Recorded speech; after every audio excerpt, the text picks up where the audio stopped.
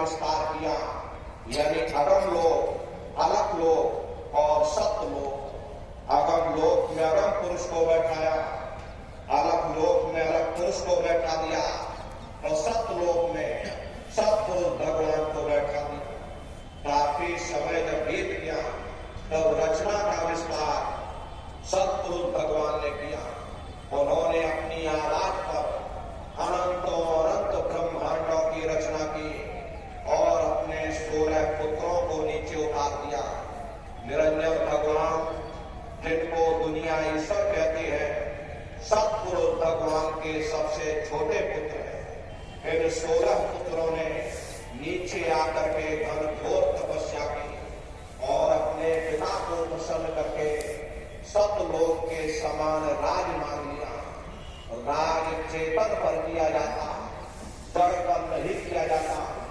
इसीलिए इनको रूहों का यानी जीवात्माओं का छोटा सा भंडार दे दिया गया।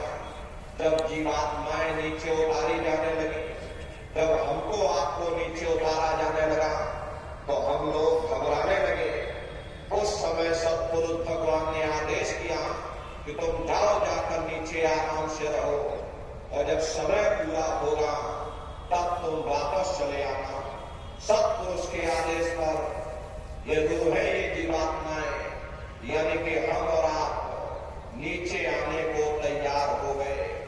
सबसे पहले 4 प्रकार के कपड़े, कारण, सूक्ष्म, लिंग और स्थूल, ये 4 प्रकार के कपड़े पहना करके शब्द को पकड़ा करके मंडल वायुमंडल, परत दर परत इसी जीवात्मा को यानी हमको आपको नीचे उतारते चले गए। और इसी मृत लोक में दोनों आंखों के मध्य भाग में बैठा दिया गया। जब हम लोग ऊपर से नीचे आ गए उस समय पर सतयुग का समय था। सतयुग योगी सब विज्ञानी बड़े हर ध्यान करे हो प्राणी। उस समय सब ज्ञानी और विज्ञानी थे, सबकी आंख कान खुली हुई थी। रोज मालिक का दर्शन करते, रोज आते रोज जाते और जब समय पूरा हो जाता ये जीवात्माएं अपने देश वापस चली जाती, फिर लौट करके कभी मृत्यु लोक में नहीं आती। ऐसे न जाने कितनी जीवात्माएं खेपों की खेपें वापस निकलती चली गई। तब निरंजन भगवान ने विचार किया कि हमने इतनी मेहनत की, हमने इतनी तपस्या की, सत्पुरुष भगवान को प्रसन्न करके जीवात्माओं का छोटा सा भंडार वरदान के रूप में हमने मांग लिया। अगर ये जीवात्माएं ऐसे ही अपने देश वापस लौट जाएंगी, हम कोई बंधन नहीं लगाएंगे तो एक दिन मेरा राज्य खाली हो जाएगा। तो उन्होंने बड़ी होशियारी के साथ कर्मों का विधान बना दिया और कर्मों का विधान बना करके जीवात्माओं को सुना दिया गया कि भाई ये पुण्य कर्म है, ये पाप कर्म है, ये शुभ कर्म है और ये अशुभ कर्म है।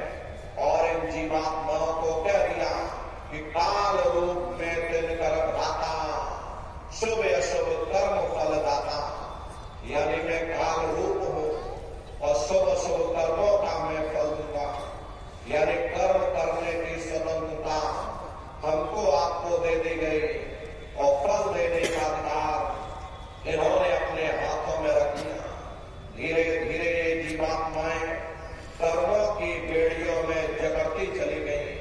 जिस नाम की डोरी को पकड़ करके ये जीवात्माएं ऊपर से नीचे आई थी, वो नाम की डोरी हाथ से छूट गई। तब से लेके आज तक न जाने कितने युग और कल्प बीत गए, हम लोग यहीं पर भट्टा खा रहे हैं। प्रेमी भाई बहनों, ये रूह सतनाम काल से सत देश की रहने वाली है, लेकिन जब काल और माया के देश में आई तो काल और माया ने तन के पिंजरे में जीवात्माओं को कैद कर दिया।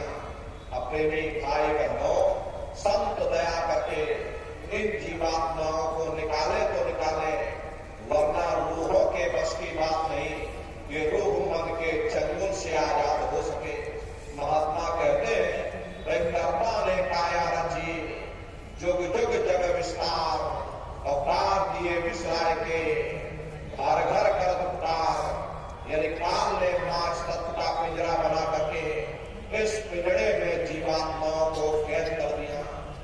जीव अपने घर को भूल चुका, सच्चे देश को भूल चुका, सच्चे पिता को भूल चुका।